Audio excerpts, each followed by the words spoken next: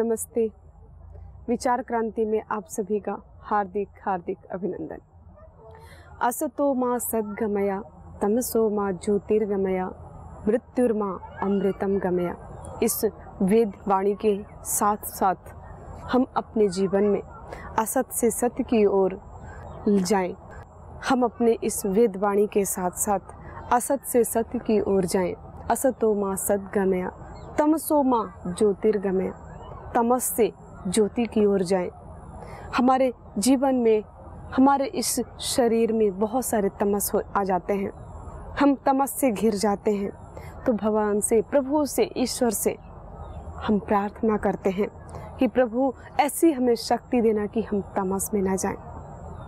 हम तमस से ज्योति की ओर पहुँचे। हम तमस में ना जिए। मृत्युर्मा अमृतम गमया। और इस मृत्यु से, मृत्यु मतलब इस निगेटिव से, इस नकारात्मकता वाली मृत्यु से हम अमृत की ओर जाएं। तो इस वेद वाणी के साथ साथ, ईश्वर की प्रार्थना के साथ साथ हम अपने जीवन को बहुत श्रेष्ठ बनाएं, क्योंकि मनुष्य का जीवन ही श्रेष्ठ होता है। लेकिन हम अपने विचारों से, अपने कर्मों से इसको हम नीचे ले जाते हैं। अगर हम चाहें तो इसको हम बहुत ऊंचा उठा सकते हैं। अगर हम इसको ढीला छोड़ दें तो हमें नीचे भी इसको हम ले जा सकते हैं। तो उसके लिए हमें उत्साह रखना है। सबसे इस जीवन को, इस मनुष्य जीवन को बहुत आगे ले जाने के लिए, इससे बहुत अच्छा काम करने के लिए, इसे सभी आते हैं और सभी चले जाते, ऐसा ही हमारा जीवन ना बीते। हम कुछ इस धरती पर आए हैं तो कुछ कर करके जाएं। हम इस जीवन को धारण किया है, भगवान ने हमें इस जीवन को दिया है, तो इस जीवन से किसी का परोपकार करके जाएं। इस जीवन से किसी का भला करके जाएं। जब हम अपने विचारों को जब बहुत उच्च स्तर पे रखेंगे, जब हम अपने विचारों में कभी शिथिलता नहीं आने देंगे, हमारा जीवन वाकई बहुत अच्छा होगा। सब विचारों का खेल है, सब उत्साह का खेल है। जिसके पास में उत्साह है, जिसके पास में विचार है, वही श्रेष्ठ है, वही आगे बढ़ा हुआ है। लेकिन जिसके जीवन में विचार की शून्यता है, उसका जीवन भी शून्य होता है। इसलिए हमें प्रतिदिन, हर दिन प्रातः काल प्रभु से प्रार्थना करनी है कि हमारे विचार उच्च हों, हमारा उत्साह शिखर पर हो, हमारे विचार श्रेष्ठ हों। जब हमारे विचार श्रेष्ठ होंगे, हमारा उत्साह शिखर पर होगा, हमारा जीवन कितना आनंदमय होगा। और सभी को जीवन आनंदमय चाहिए। हम सभी को, किसी एक को नहीं, हर एक व्यक्ति को आनंद का जीवन चाहिए। लेकिन हम उस पर विचार नहीं कर पाते। हम ऊंची सोच रखें, छोटी सोच न रखें, किसी का हम बुरा ना सोचें, क्योंकि हम नहीं चाहते कि हमारे साथ कोई बुरा करे। हम एक बार भी नहीं चाहते कि हमारे साथ कोई गलत करे। हम एक बार भी नहीं चाहते कि हमारे से कोई झूठ बोले। तो जब हम किसी कार्य को करने जाते हैं तो हमें वहाँ पर सोचना है कि अगर जो मैं कार्य कर रहा हूँ तो क्या मैं अपने लिए वही अपेक्षा करता हूँ क्या, या करती हूँ क्या। जिस कार्य को हम अपने लिए नहीं चाहते, उस कार्य को किसी दूसरे के साथ नहीं करना, कदापि नहीं करना। गलतियाँ करके हम अपने आप को माफ़ कर देते हैं, लेकिन हम दूसरे को माफ़ नहीं करते। नहीं, हमें दूसरों को भी माफ़ करना है। तो हम पहले अपने ऊपर उसको अप्लाई करें। अगर अपने ऊपर हम उसको अप्लाई करेंगे तो हमारा जीवन बहुत ही सहज और सरल हो जाएगा। और इस विचारों के साथ साथ हम अपनी प्रकृति से जुड़ें। प्रकृति से जुड़ेंगे, योग से जुड़ेंगे, आयुर्वेद से जुड़ेंगे, हम स्वस्थ रहेंगे। अपने खान पान में थोड़ा ध्यान दें, अपनी एक्सरसाइज में थोड़ा सा ध्यान दें। उससे हमारा जीवन स्वस्थ रहेगा, हमारा शरीर स्वस्थ रहेगा। और शरीर स्वस्थ है, मन स्वस्थ है, उससे हमारा काम भी स्वस्थ होगा। तभी तो हम कार्य कर पाएंगे। यही तो हमारे साधन है। मन हमारा साधन है काम करने का, शरीर हमारा साधन है काम करने का। तो दोनों हमारे साधन हैं। तो इन साधन को हमें साध्य तक पहुंचाने के लिए इनका हमें प्रयोग करना है। इनका प्रयोग करने के लिए हमें इनको स्वस्थ रखना है, और स्वस्थ रखने के लिए हमें सही डाइट और लेनी होगी, सही व्यायाम करना होगा, सही हमें योग को अपनाना होगा, आयुर्वेद को अपनाना होगा, नेचुरल चीज़ों को अपनाना होगा। हमें नेचर से जुड़ना होगा, प्रकृति के समीप, प्रकृति से हमें जुड़ करके रहना होगा। तो हम अपने जीवन को नेचर से जोड़ें, आयुर्वेद से जोड़ें, प्रातः योग करें, और योग करके साथ साथ अपने जीवन को आयुर्वेद से जोड़ें। क्योंकि अगर हम बहुत बाहर का भोजन करते हैं, हमें जीभ के लिए तो हम स्वाद लगता है, लेकिन वो हमारे अगर फास्ट फूड लेते हैं, पैकेट फूड लेते हैं, जंक फूड लेते हैं, तो वो हमारे आंतों में जा कर के चिपक जाता है, हमारे शरीर में टॉक्सिन्स जमा कर देता है। वो हम 1 साल पहले ही क्यों ना खाए हो, वो आज भी हमारे आंतों में जा कर के सड़ता रहता है। तो हम थोड़ा सा ध्यान रखें अपने शरीर को, हम फल लें, और फलों में भी ज़्यादा बड़े महंगे फल लेने की आवश्यकता नहीं है। हमारे जो देसी, जो हमें आसानी से उपलब्ध होने वाले फल हैं, उनको खाएं। अपने आसपास, अपने गांव घर में मिलने वाले, उपलब्ध होने वाले जो फल हैं, उनको खाएं। हमें महंगे महंगे फलों को खाने की आवश्यकता नहीं है, जो ब्रांडेड मार्केट में आते हैं। जो ब्रांडेड चीज़ होती है वो अधिकतर नकली चीज़ होती है, तो उनको ना लें। आपके घरों में, आपके आसपास हर जगह केला बहुत आसानी से उपलब्ध होता है, आप केले का सेवन करें। आप कहेंगे केला तो मोटापा बढ़ा देता है, नहीं। केला, अगर आपको हेल्दी होना है, हल्का सा फैट बढ़ाना है, आप अंडरवेट हैं, तो आप केले को दिन में कभी भी खाएं। लेकिन अगर आपको वेट को लॉस करना है, लेकिन आपको मेंटेन रखना है, तो आप नाश्ते से पहले आप उसको काट करके उसमें हल्का काली मिर्च का पाउडर मिला दें। काली मिर्च का पाउडर मिला करके उस केले को खाएंगे तो वो आपको का वेट नहीं बढ़ाएगा, आपका फैट नहीं बढ़ाएगा। और केले के अंदर सभी न्यूट्रिएंट्स होते हैं, सभी प्रकार के विटामिन्स होते हैं, बहुत पौष्टिक होता है, और बहुत आसानी से, बहुत सस्ता, बहुत सरल तरीके से, बहुत सहज तरीके से मिल जाता है, हर जगह उपलब्ध होता है। तो हम ऐसे फलों को लें। हम और भी जो हमारे आसपास फल हैं, नारियल है, उसका प्रयोग करें, खजूर है और केले हैं, इनका प्रयोग करें। तो जो सहज रूप से हमें गांव में, घरों में आसानी से जो उपलब्ध हो जाते हैं फल, उनको लें, उनको खाएं हम। और केले की तो हम सब्जी भी खाते हैं। केले के पत्ते में खाने से बहुत हमारे अंदर बहुत सारे विटामिन्स जाते हैं, तो हम केले के पत्ते का प्रयोग कर सकते हैं कभी कभी। अगर आप प्रतिदिन ना प्रयोग करें, और तांबे के पात्र में रखे हुए पानी का प्रयोग करें। हम तांबे के पात्र को में रात में पानी भर दें और उसको अपने बिस्तर के पास रखेंगे, इतनी अच्छी नींद आती है, इतनी शीतलता मिलती है उससे हमें शांति महसूस होती है, और उस शांति से हमें नींद बहुत अच्छी आती है। तो हम अपने जीवन में आयुर्वेद को जोड़ें, हम अपने जीवन में नेचुरोपैथी को जोड़ें, हम अपने जीवन में इंटीग्रेटेड पैथी को जोड़ें। और जब हम ऐसे पैथियों को जोड़ेंगे, हमारा जीवन बहुत सुंदर बनेगा।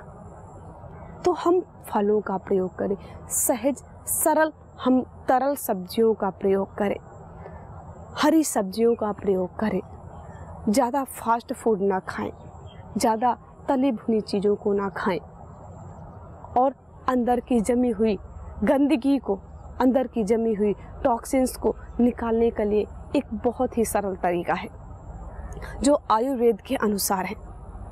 हमें अपने ऋषियों ने के अनुसार हमें अपने जीवन को जीना चाहिए। ये कहने में तो हम बहुत सरल लगता है, लेकिन करने में भी कोई कठिन नहीं है, लेकिन जीवन बहुत अच्छा होता है। तो हमारे ऋषि मुनियों ने हमारे लिए बहुत कुछ दे करके गए, उससे हमें प्रयोग करो, उसको अपने जीवन में धारण करो। तो आयुर्वेद के अनुसार अपने अंदर की गंदगी को, अपने अंदर की टॉक्सिन्स को निकालने के लिए बहुत ही सरल तरीका है कि आप एक चम्मच सुबह नारियल का ऑयल या कच्ची घानी किसी का भी ऑयल हो या तिल का तेल हो, किसी का भी ऑयल हो, आप उसको 1 चम्मच ऑयल अपने मुंह में रखें और उसकी पुलिंग करें। संस्कृत की भाषा में उसको गंडूस बोलते हैं। तो उसको आप 15 से 20 मिनट उसको पुलिंग करें, उसको पूरे मुंह में घुमाएं, लेकिन अंदर ना जाने दें। उसको 10 से 15-20 मिनट तक उसकी पुलिंग करते रहें। उस समय आप कुछ और भी काम कर सकते हैं और फिर उस ऑयल को देखेंगे फिर वाइट कलर का हो जाएगा और फिर उसमें उसको आप बाहर निकाल दें।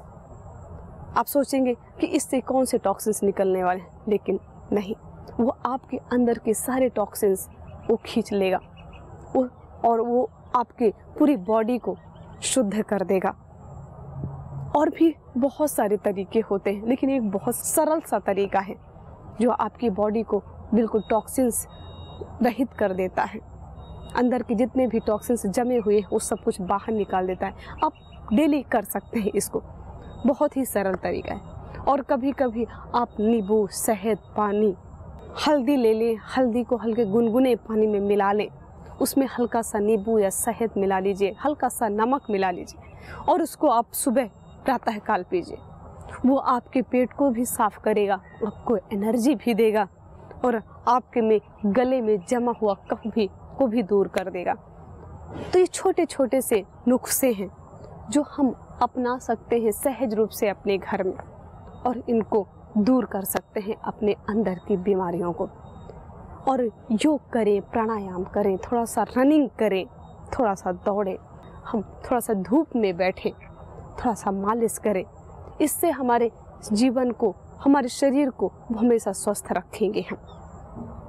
और हम अधिकतर ज़्यादा से ज़्यादा हो सके तो हम प्राकृतिक चीज़ों का प्रयोग करें।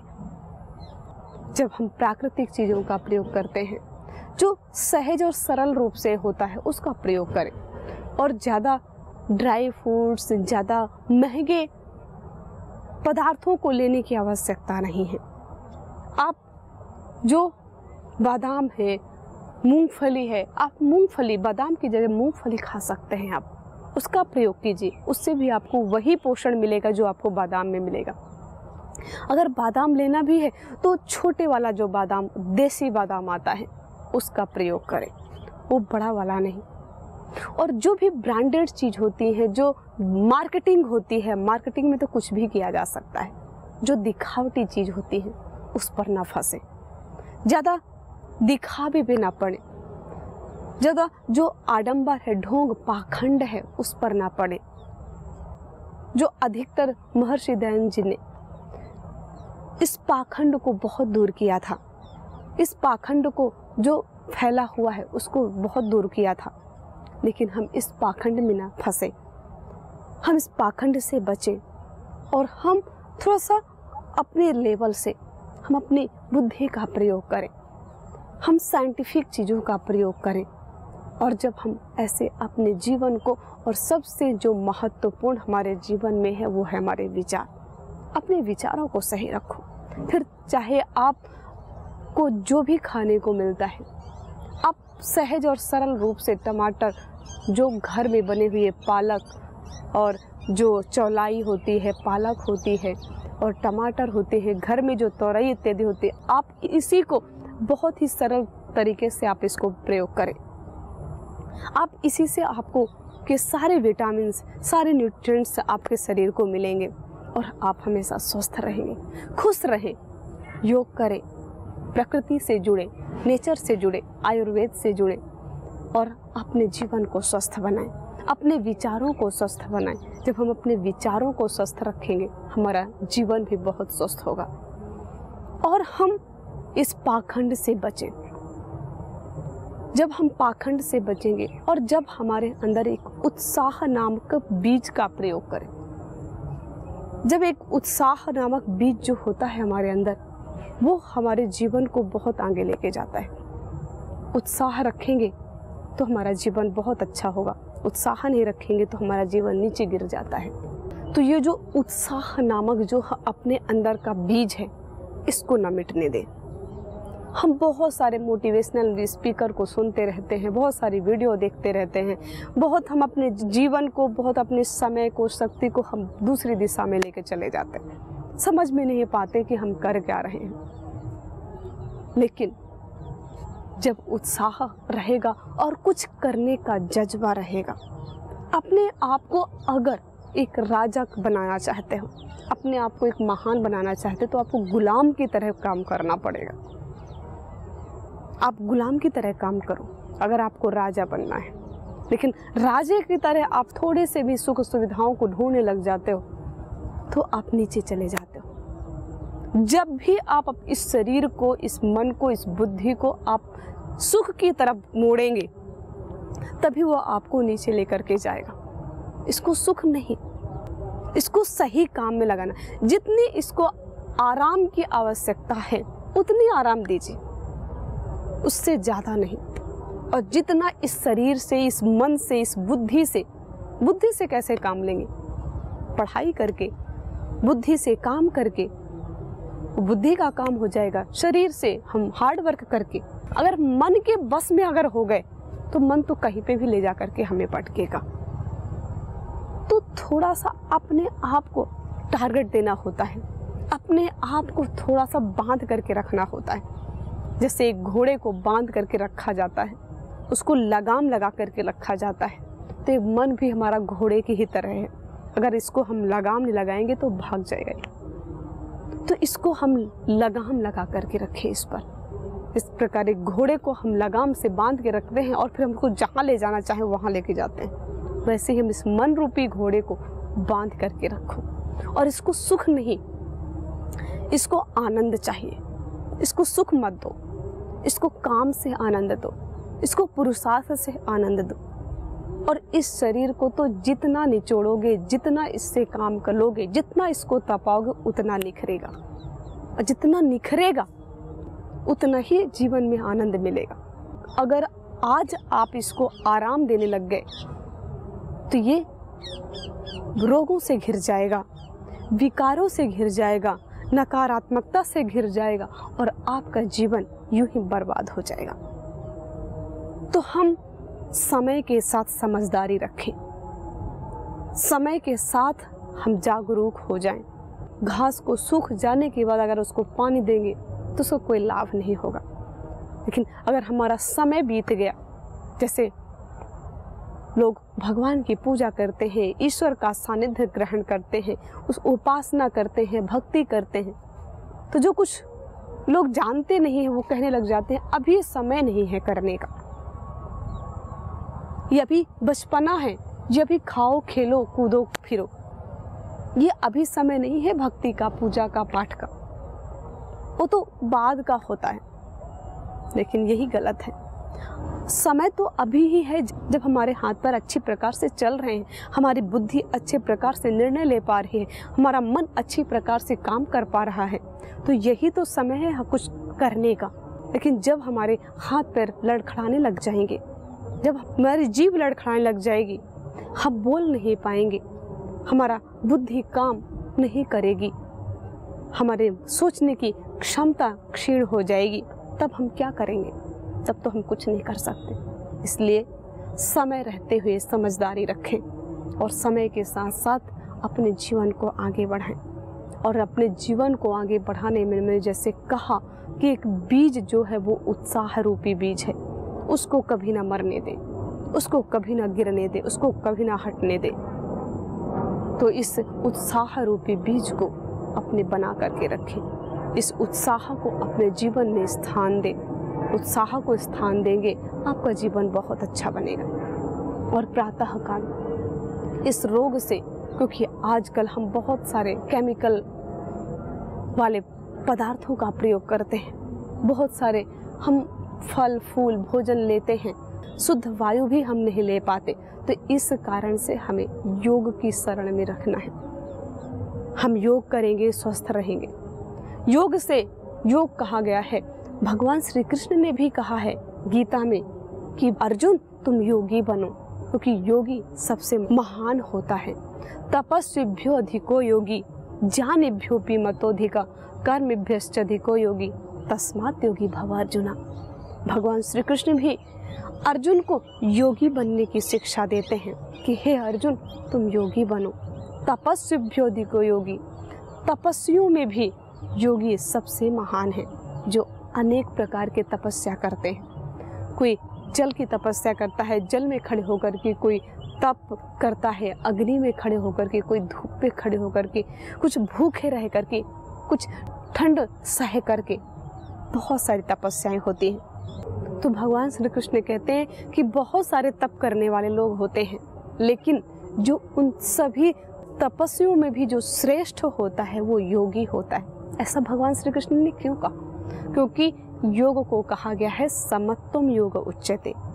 समता रखो, जीवन में बैलेंस बना करके रखो। जीवन में बैलेंस की बहुत अधिक महत्वपूर्ण है। जीवन में बैलेंस, जैसे हम बहुत खाने पीने, हर चीज में विचार करने, काम करने, हर चीज में बैलेंस चाहिए। अगर हम बैलेंस को डिसबैलेंस कर देंगे तभी वहीं पर काम हमारा बिगड़ जाता है। तो हम खाने में, पीने में, किसी भी काम में, हर एक काम को हम समत्वम योग उच्यते, समता से करें। योगः कर्मसु कौशलम, योगी को जो कुशलता पूर्वक काम करता है, योगः कर्मसु कौशलम, जो कर्मों को, जो अपने कार्यों को कुशलता पूर्वक करता है वो योगी होता है। इसलिए भगवान श्री कृष्ण कहते हैं कि तपस्विभ्यो अधिको योगी ज्ञानिभ्योऽपि मतोऽधिका। जो ज्ञानी लोग होते हैं वो केवल ज्ञान पर ही विचरते रहते हैं, वो केवल मन से ही सोचते रहते हैं, वो केवल बुद्धि से ही सोचते, बाकी शरीर को, बाकी चीजों को छोड़ देते हैं। नहीं, हमें सबका बैलेंस बना करके रखना। इसलिए भगवान श्री कृष्ण बोले कि योगी भव अर्जुना, तपस्विभ्योऽधिको योगी ज्ञानिभ्योऽपि मतोऽधिका कर्मेभ्यश्च योधिको योगी। जो ज्ञानी लोग होते हैं वो केवल ज्ञान को ही महत्व देते हैं, जो कर्म योगी होते हैं वो केवल कर्म को ही महत्व देते, ज्ञान को नहीं ध्यान देते। इसलिए तस्मात् योगी भव अर्जुन, इस कारण से तुम योगी बनो। जो योगी होता है वो सबको बैलेंस बना करके चलता है, वो समत्व में चलता है, वो समता में चलता है। इसलिए हम योगी बने और अपने इस ऋषियों की धरोहर को, इस ऋषियों की हुई इस संस्कृति को, आयुर्वेद को हम अपने जीवन में धारण करें। जब हम अपने जीवन में धारण करेंगे, हम अपनी इस संस्कृति को अपने जीवन में स्थान देंगे, अपनी सभ्यता को हम अपने जीवन में स्थान देंगे, अपनी संस्कृति, अपनी इस धरोहर को का सम्मान करेंगे, तभी तो हमारा देश आगे बढ़ेगा। और हम एक एक व्यक्ति के आगे बढ़ने से, एक एक समाज के आगे बढ़ने से, एक एक गांव के आगे बढ़ने से, एक एक देश के, एक एक राज्य के आगे बढ़ने से हमारा देश बनता है। तो यही हमारे देश की सेवा हुई, यही हमारे देश के लिए हम एक योद्धा की तरह अपने जीवन को लगा पाएंगे। तो हम अपने जीवन को बहुत महान बनाएं। हम बनाना तो चाहते हैं, लेकिन जैसे एक वैसी तीव्रता होनी चाहिए, जिसे योग दर्शन में कहा गया है कि जिसकी तीव्रता होती है तो वो अपनी गति को, वो अपने मार्ग को बहुत जल्दी पा लेता है। तो हमें जैसे पानी में एक डूबा हुआ व्यक्ति, अगर उसको पानी में नाक बंद करके अंदर जाता है और फिर जैसे उसको वो एक समय पूरा होने के बाद, 1 मिनट, आधा मिनट होने के बाद, जैसे उसको एक तड़प होती है, वो बाहर निकलता है, वैसी ही तड़प हमें ईश्वर के लिए होनी चाहिए, वैसे ही तड़प हमें अच्छे कार्यों के लिए होनी चाहिए, वैसे ही तड़प हमें अपने उत्साह को रखने के लिए होनी चाहिए। हम अपने जीवन को बहुत अच्छा बनाएं, ईश्वर पर भक्ति रखें, ईश्वर पर हम अपनी श्रद्धा रखें, अपने बड़ों पर, अपने ऋषियों पर अपनी श्रद्धा रखें, अपने गुरुओं पर अपनी श्रद्धा रखें, माता पिता का कहना माने और अपने जीवन को बहुत श्रेष्ठ श्रेष्ठ श्रेष्ठ और ऊंचा बनाएं।